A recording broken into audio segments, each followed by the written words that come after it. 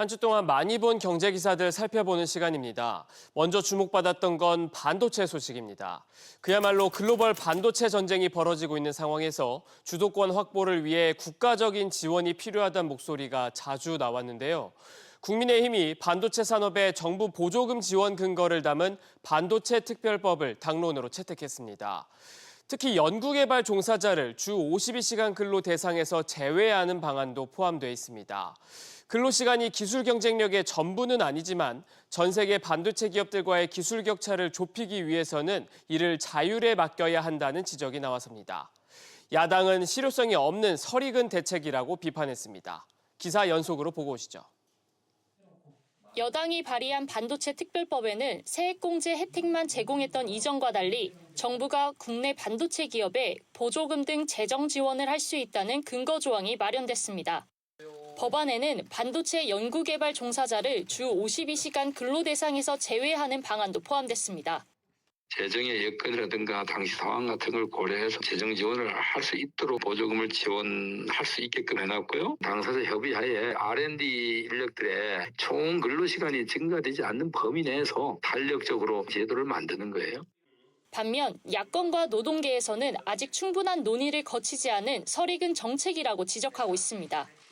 보조금 지급보다 주 52시간 예외에 대한 입장차가 더 큰 상황입니다. 임의 조항인데 아무 실효성도 없는 거니까 보조금 뭐 할 수 있다 이런 건 아무나 하는 얘기죠. 얼마나 민감한 노동 이슈인데 그걸 당사자들 의견도 안 들어보고 충분한 검토도 없이. 국민의힘은 오는 28일 본회의에서 반도체 특별법을 통과시키겠다는 계획인데 야당과의 이견차로 원안대로 법안이 통과될지는 미지수입니다. SBS 비즈 김한나입니다. 대만의 파운드리 업체 TSMC와 중국의 2차 전지 업체 CATL은 모두 주 52시간제를 탈피한 고강도 근무로 업계에서 1위 존재감을 키워냈습니다. 삼성전자 사장 출신의 고동진 국민의힘 의원은 반도체를 포함해 디스플레이, 바이오, 2차 전지 등 국가 첨단 전략산업 R&D 근로자의 주 52시간제 예외를 허용하는 근로기준법 개정안을 발의했습니다. 관련 법안이 통과되면 국가 첨단 전략 산업을 대부분 영위하는 삼성그룹의 상당수 계열사 연구 인력이 주 52시간을 넘어서 근무할 수 있게 됩니다.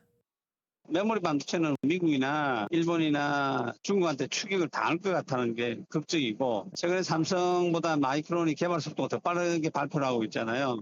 디스플레이 중국의 BOE 등 일하는 시간에 제한이 없으니까 빠른 속도로 지금 삼성과 LG 디스플레이 추격하고 있으니까. 동시에 삼성전자 스스로 근원적 경쟁력이 무너졌다는 반성문까지 내놓은 상황에서 과거의 강도 높은 조직 문화 복원도 필요합니다. 삼성이 이제 노조가 들어오면서 기존에 자기네들이 추진해왔던 어떤 경영 방식이나 운영 방식에 좀 어려움이 있었다고 보거든요. 52시간을 좀 유연하게 하자라는 법안이 실제로 삼성에게 경영진들 입장에서 환영할 수 있는 소재라고 생각하고요. 메모리 리더십에서 SK하이닉스의 1위를 뺏긴 삼성전자가 정치권의 반도체 밀어주기로 위기론의 돌파구를 찾을지 주목됩니다. SBS 비즈 이민우입니다.